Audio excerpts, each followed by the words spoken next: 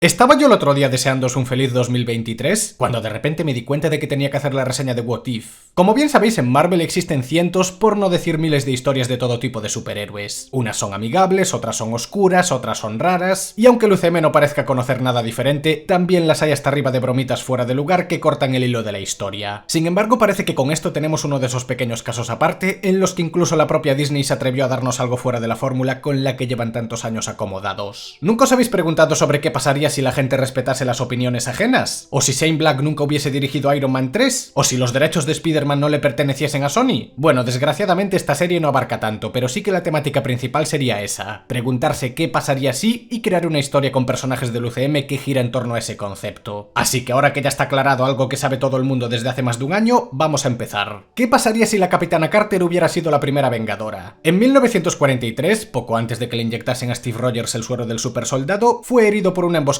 y Peggy tuvo que sustituirlo, convirtiéndose en la mayor esperanza para derrotar a Cráneo Rojo y cabreando a todos sus superiores porque no les gusta que una mujer sea una supersoldado. Sin embargo, como ahora ya está hecho, el padre de Tony Stark le da un traje y el clásico escudo, solo que en este caso tiene un estilo más británico. Entonces, como Hydra ya tiene el Tesseracto y está ganando la guerra, la Capitana Carter se dedica a luchar contra los soldados de Cráneo Rojo, así que recupera el Tesseracto y domina el lanzamiento del escudo en tiempo récord, que esto ya me parece un poco sacado de la manga, pero como los capítulos solo duran 20 minutos habrá que darlo por válido. Al igual que la película del Capitán América, Peggy hace lo mismo que Steve en su respectiva línea, porque junto con la ayuda de Bucky rescata a aquellos prisioneros de Hydra y además Steve tiene una armadura muy parecida a la de Iron Monger, y como físicamente no es ningún portento, por lo menos puede ayudar siendo un Iron Man un poco más vintage, aunque repitiendo el mismo problema de Peggy, domina demasiado rápido los controles de la armadura. Gracias a este grupito, las tornas de la guerra no tardan en cambiar a favor de Estados Unidos. Entonces Cráneo Rojo da un golpe de estado para dirigir la invasión del mundo y una vez más con el grupo sucede el accidente con Bucky en el tren, pero esta vez el que se muere es Steve.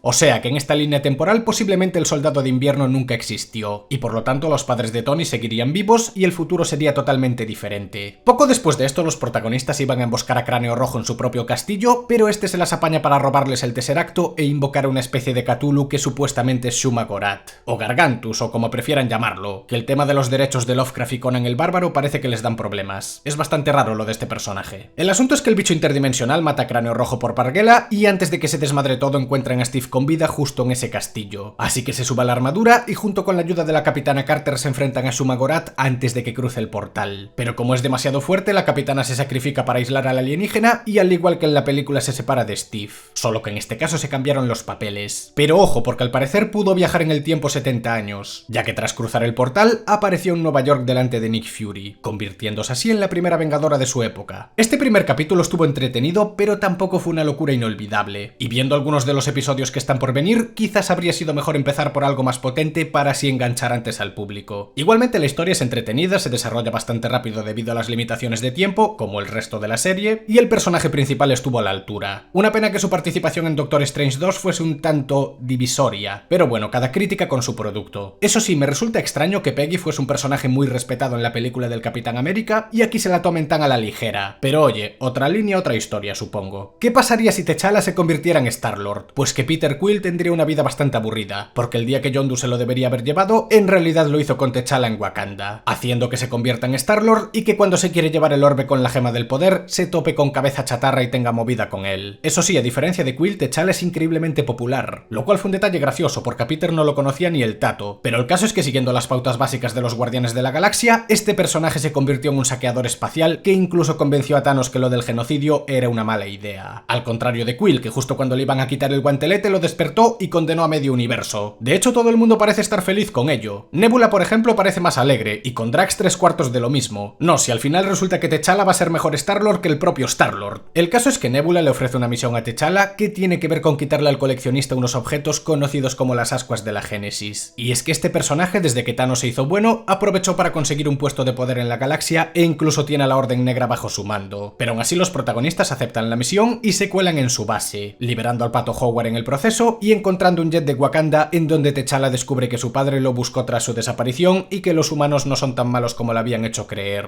Y esto, como de costumbre, es bastante conveniente. O sea, de todos los objetos que tenían en la colección y de todos los planetas que existen, justamente ese jet wakandiano fue a terminar en ese lugar para que su hijo desaparecido lo viese en mitad de una misión que no tiene nada que ver con Wakanda. Hombre, a ver, será todo lo emotivo que tú quieras, pero de forzado tiene un cacho. En cualquier caso, antes de encajar las piezas, Nebula los traiciona traiciona y los acaba encerrando a todos, momento en el que el protagonista se encara con Yondu por haberle mentido sobre el destino de su país de nacimiento, ya que según él Wakanda había sido destruida, pero ojo porque la supuesta traición de Nebula en realidad estaba planeada, ya que más pronto que tarde los libera y consiguen las ascuas. Pero antes de largarse llega el coleccionista y tienen una pelea contra él y la Orden Oscura en donde utiliza un montón de objetos robados, de los cuales hay unos cuantos que seguramente os suenen de las películas. Pero como era de esperar lo acaban derrotando, lo encierran en su propio museo y liberan a los demás especímenes capturados. Así que ahora que la misión está completada, T'Challa se reconcilia con Yondu, luego visita Wakanda para conocer a su familia y en la escena final vemos como Ego conoce a su hijo Quill, con lo cual posiblemente ese planeta Tierra no va a durar mucho, o como mínimo Ego va a tener un poder monstruoso. Sea como sea, lo sabremos en la segunda temporada. La verdad es que este capítulo fue considerablemente mejor que el anterior. Tuvo una mayor cantidad de cameos, referencia a una película más reciente y tiene personajes más interesantes, como por ejemplo el coleccionista, que en el UCM no tuvo un papel muy allá, o la Orden Negra, que por cierto se aprovechó mejor que en Infinity War y Endgame, lo cual es un poco triste si lo piensas. Thanos como miembro de los Guardianes me pareció curioso, sobre todo por su inesperada redención, aunque lo noté un poco flojo. No sé si es porque se relajó o porque ahora ya no le gusta tanto luchar como antes, pero eso de que lo derroten dos miembros de la Orden tan fácilmente no pega mucho con el Thanos que conocíamos. Por todo lo demás es un capítulo bastante bueno que deja las puertas abiertas para una continuación en donde seguramente tengan que combatir a Ego. Y además sirvió como homenaje a Chadwick Boseman, que como bien sabréis, este fue el último proyecto que tuvo con Marvel antes de morir.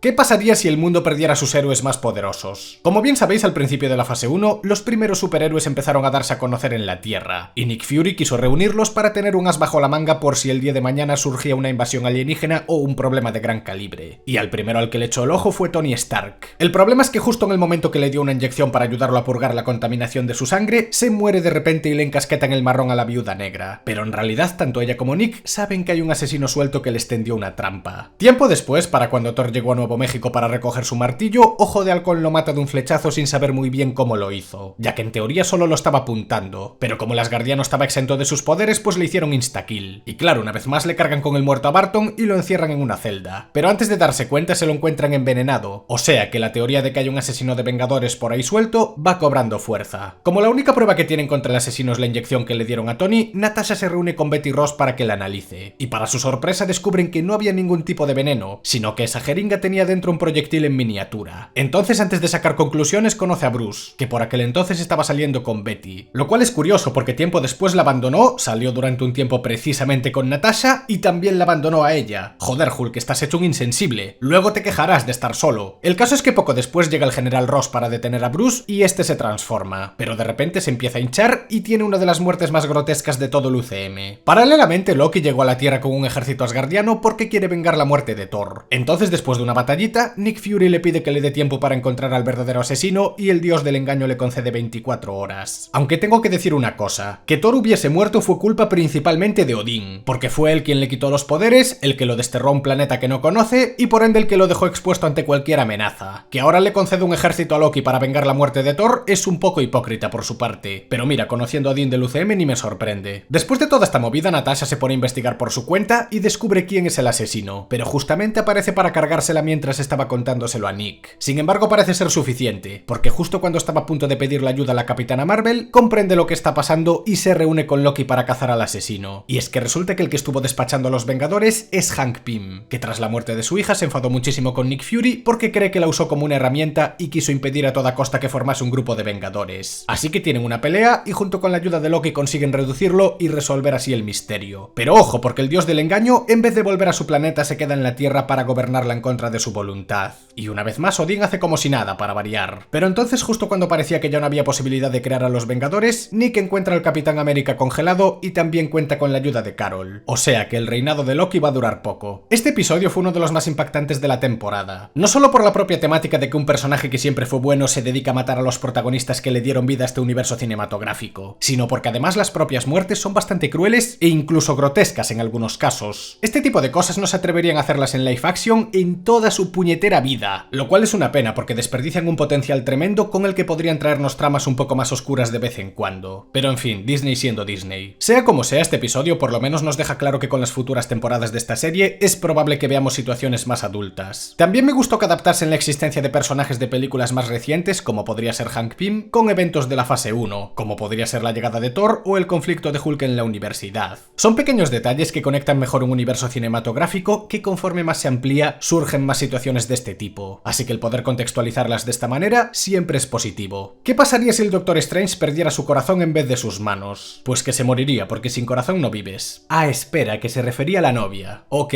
tengo que mejorar esto de los apelativos cariñosos. Vale, pues si recordáis la película homónima de este personaje, el cirujano tuvo un accidente de coche que le reventó las manos y casi le arruina la vida, pero luego aprendió magia y bla bla bla. Pues resulta que en este universo tenía una cita con Christine y en el accidente se murió ella. Así que Strange encontró Kamartaj, aprendió magia, derrotó a Dormammu y todo sucedió tal y como lo conocemos hasta convertirse en el hechicero supremo. Sin embargo, como no fue capaz de superar la muerte de Christine, utilizó la gema del tiempo para revertirlo. Pero el problema es que el accidente vuelve a suceder y otra vez más. Y no os vayáis a pensar que se limita todo a un petazo con el coche, porque si evitan eso se muere de un infarto o se la cargan en un atraco, como si se tratase de una película de destino final. Tanto es así que Strange incluso la llega a dejar plantada para mantenerla a salvo, y aún así se muere. Es decir, que el destino de esa chica es morirse, lo cual es bastante cruel si lo piensas, porque así como los Vengadores tuvieron la oportunidad de evitar el chasquido en su universo, habría sido justo que Christine pudiera vivir. Pero no, es una persona que está destinada a estirar la pata sea como sea. Debido a la frustración que le provoca ver a su novia morir constantemente, la reminiscencia de la anterior hechicera le explica que su muerte es inevitable, y que poco o nada puede hacer al respecto. Pero el protagonista sigue empeñándose en resucitarla, y ambas entidades tienen una pelea que termina con Strange teletransportándose a un templo del pasado, en donde aparentemente existen unos libros prohibidos que enseñan cómo aumentar el poder mediante la absorción de seres cósmicos. Así que Strange invoca el mismo Gargantus del episodio 1, pero la cosa sale mal porque es demasiado fuerte. Entonces, tras librarse por los pelos, prefiere ir poco a poco absorbiendo criaturas a pequeña escala e ir subiendo el listón conforme consiga más poder. Tanto es así que acaban pasando siglos enteros y el protagonista se convierte en un hechicero extremadamente poderoso. Pero el problema es que al haber viajado al pasado, provocó que se superpusieran dos líneas temporales en un mismo universo, ya que por culpa de ese viaje, ahora existen dos Doctores Strange en una misma línea, y por culpa de ello la realidad está colapsando. Así que la reminiscencia de la hechicera habla con la otra versión de Steven y le advierte sobre su yo malvado que está jodiéndolo todo y que debe detenerlo. El problema es que cuando el Strange poderoso le sugiere fusionarse con él para así salvar a Christine, el bueno aceptó su muerte y se niega. Así que tienen una pelea y como el malo se pasó siglos absorbiendo criaturas cósmicas, pues lo consigue derrotar y lo absorbe. El problema es que tiene un poder tan desatado que se termina convirtiendo en un monstruo y para cuando resucita a Christine, esta le tiene miedo. Pero no solo eso, sino que además provoca el colapso de toda su realidad, Christine se vuelve a morir y él se queda solo en mitad de la nada, habiéndolo perdido absolutamente todo. Creo que para la mayoría de los que vieron What If, entre los cuales me incluyo, este fue el mejor capítulo de toda la temporada. Tiene un nivel de dureza y carga emocional que ninguna película o serie de todo el UCM fue capaz de imitar ni siquiera un poquito, y cosas como esta demuestran que si Disney quiere, puede crear historias maduras perfectamente. El problema es que no le da la puñetera gana y prefiere conformarse con la fórmula de siempre, las bromitas anticlimáticas y la saturación de contenido. Pero por lo menos capítulos como este me dan un poco de esperanza para que el día de mañana se atrevan a contarnos alguna historia que no esté necesariamente enfocada en los niños. Ver a uno de los héroes del UCM sufriendo una degradación psicológica tan grande hasta el punto de convertirse en un villano es algo que solo se atrevieron a hacer con Wanda y de forma muy edulcorada. Pero en este caso tenemos a un personaje que realmente se pasó la vida sufriendo. Este tipo de capítulos nos hacen ver que por muy nobles y perfectos que parezcan ser los superhéroes de esta saga, también se pueden corromper bajo la presión necesaria. Y lo peor de todo es que tiene motivos para hacer lo que hace, ya que él no pretende destruir el mundo ni nada de eso, solo quería salvar a Christine. El problema es que estaba tan cegado con ello que fue incapaz de comprender las consecuencias que acarreaba, pero desde luego no era alguien malvado, y al final ver cómo todos sus esfuerzos fueron inútiles y que además lo pierde todo, realidad incluida, es bastante devastador si tenemos en cuenta lo family friendly que suele ser todo el UCM. ¿Qué pasaría si hubiera zombies? Este capítulo se ambienta justo cuando Bruce llega a la Tierra tras el ataque de Thanos, pero para su sorpresa no hay nadie recibiéndolo. Entonces para cuando llega la Mano Negra es detenida por los Vengadores. Pero no son Vengadores normales, ya que están convertidos en zombies. ¡Qué sorpresa!, ¿verdad? No es como si el título nos revelase la trama principal ni nada. Pero el asunto es que al parecer el virus infectó al planeta y tanto Spider-Man como la avispa consiguen salvar a Bruce justo a tiempo. Resulta que el culpable del apocalipsis fue Hank Pym para variar. No había mucho donde escoger. O fue él o Tony Stark. Es la jerarquía de las catástrofes. Y todo esto por querer rescatar a su mujer y que ésta se infectase con un virus cuántico que la convirtió en zombie. En fin, cosas que pasan. El tema es que los supervivientes, aparte de los mencionados, involucrados son Bucky, Happy, Sharon, Kurt y Okoye, y junto con los otros 3 se dedican a buscar una cura siguiendo las pistas de la baliza de unos supervivientes. Así que más pronto que tarde terminan en una estación de tren y tras el primer ataque zombie no tarda en morirse Happy, pero no de una forma dramática como en el capítulo previo, sino haciendo bromas y comentarios anticlimáticos que están fuera de lugar. Vamos, lo que vendría a ser el UCM en estado puro. Entonces pelean un rato con los zombies, les faltan el respeto de infinitas maneras a los superhéroes caídos y finalmente escapan en un tren de camino a un campamento donde estaban trabajando en una cura. En el trayecto el zombie del Capitán América se cuela en el tren, infecta a Sharon y tras una pelea en la que eliminan a ambos, que por cierto está increíblemente censurada, vuelven a hacer un chiste tras perder a una miembro del grupo, como siempre con los comentarios más adecuados a la situación. Pero ojo, porque justo después descubren que Hope acaba de infectarse con el virus. Entonces tiene una charla con Peter en la que dice que se tiene que mantener optimista e irónicamente se quedan sin combustible en medio de un descampado lleno de zombies. Toma optimismo, Peter.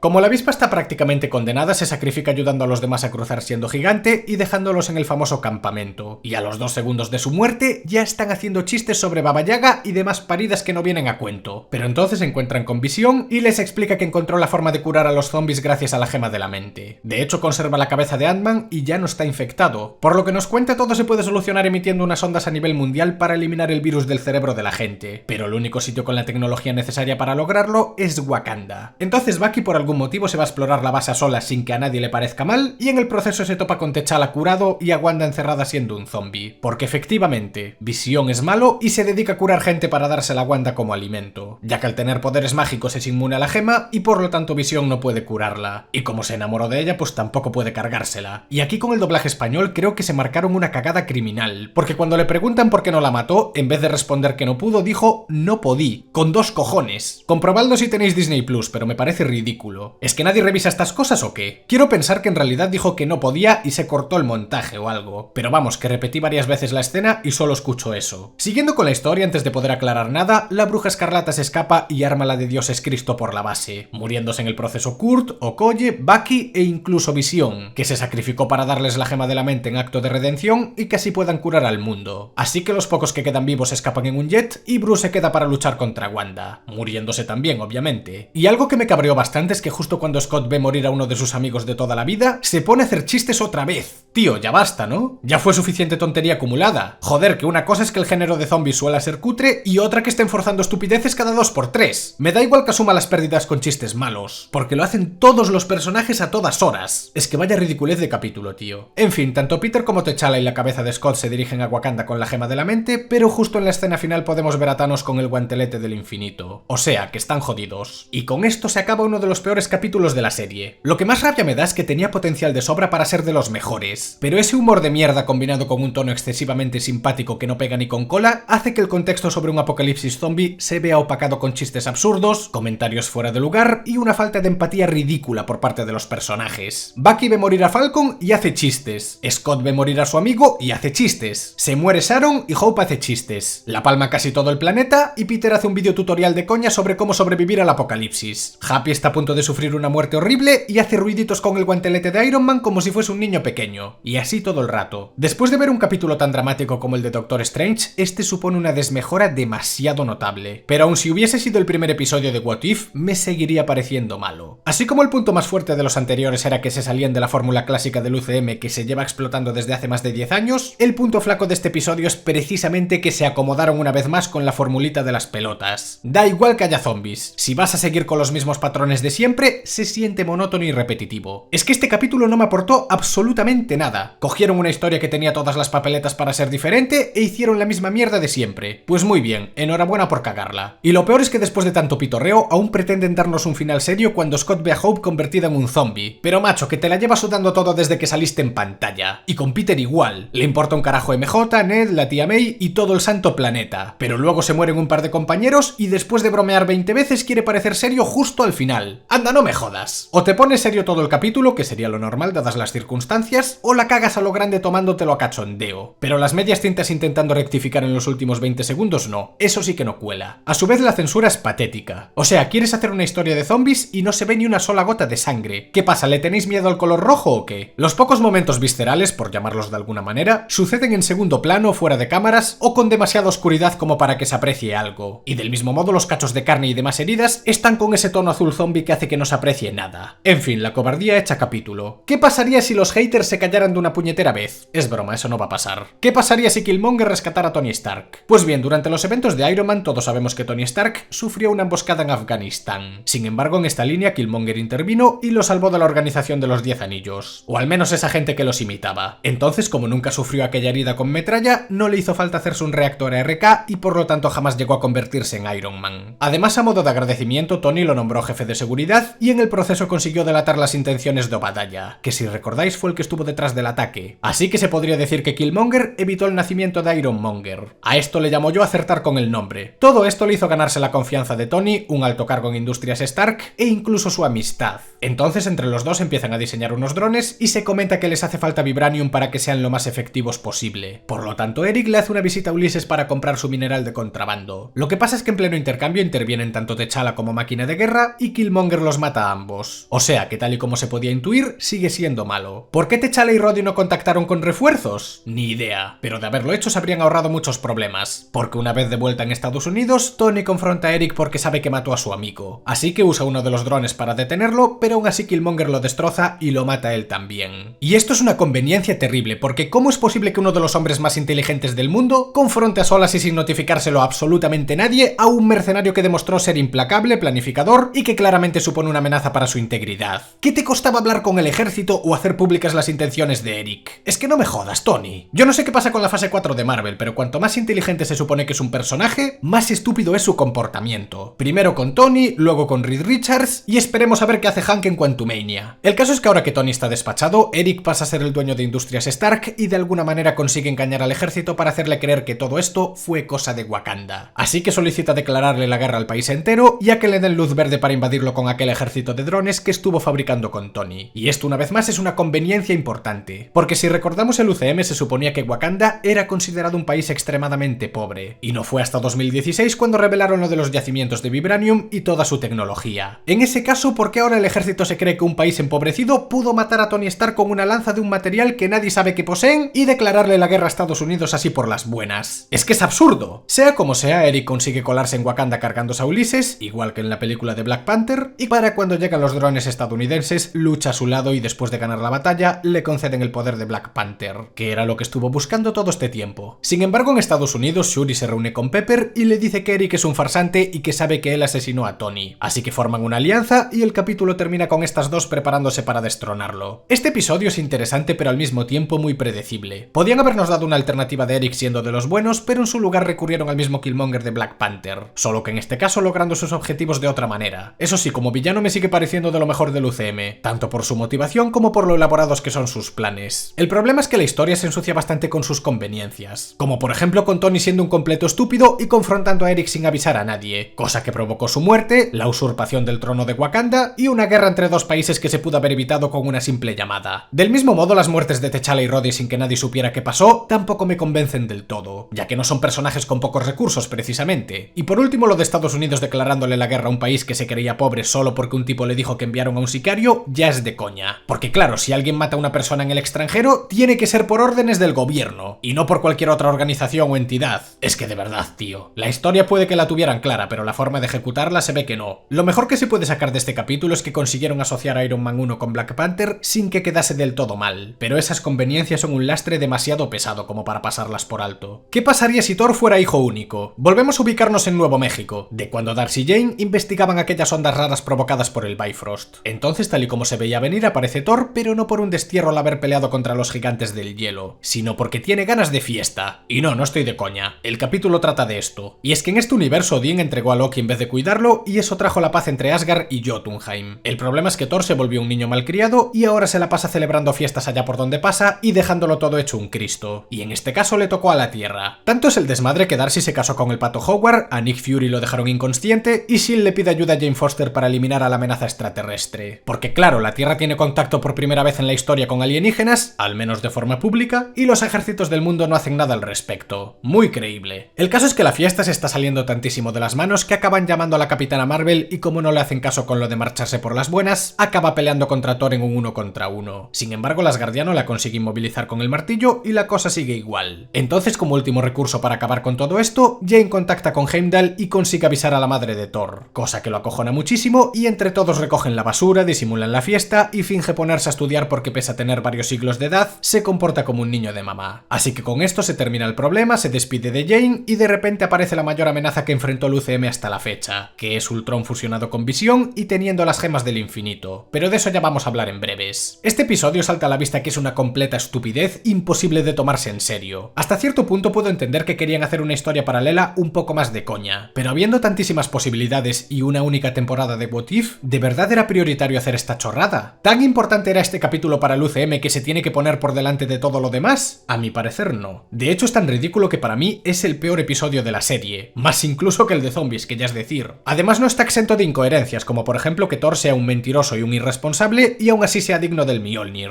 Hay gente mucho más decente que no pudo levantar el martillo, porque este sinvergüenza sí que puede hacerlo. Otra cosa que me dejó con el culo torcido es ver a Surtur de fiesta. ¿No se suponía que este bicho tenía como único propósito en la vida destruir Asgard? ¿En qué momento el simple hecho de permitir que Loki se críe con los gigantes de hielo hizo que este personaje fuese bueno? Y ya de paso vamos a comentar lo de Heimdall. Se suponía que la madre de Thor quedó con unas amigas y que este personaje era el encargado de asegurarse que Thor se la pasase estudiando. Además puede verlo todo. Y aún así el protagonista no solo consiguió salirse con la suya, sino que pese a decir su plan en voz alta con los amigos y liar la parda en la tierra, no se coscó de nada hasta que Jane habló con él. ¿Por qué si puede verlo todo se le pasaron por alto todas estas cosas? ¿Y por qué después de 3 películas dándonos a entender que la Tierra está dentro de su campo de visión, ahora hacen como que está muy lejos? En fin, un capítulo absurdo, sin ningún aporte narrativo y con un protagonista que tiene más de 1000 años comportándose como un adolescente. Y ya lo de que lo obliguen a estudiar, sin comentarios. ¿Qué pasaría si ganara Ultron? Esto es lo que nos habría gustado saber a muchos de nosotros, porque su única aparición en el UCM fue un tanto decepcionante. Pero aquí la cosa va a cambiar, porque lo primero que vemos es un mundo posapocalíptico en donde Natasha y Clint lidian con los robots controlados por Ultron, concretamente en Rusia. Y es que tiempo atrás, para cuando Tony quiso crear un sistema de defensa para toda la Tierra, la inteligencia artificial Ultron se volvió contra los humanos. Pero en vez de ser detenido por los Vengadores, consiguió transferirse al cuerpo de Visión, volviéndose imparable y arrasando el planeta en tiempo récord. De hecho, tanto es así que para cuando llegó Thanos lo despachó en 0,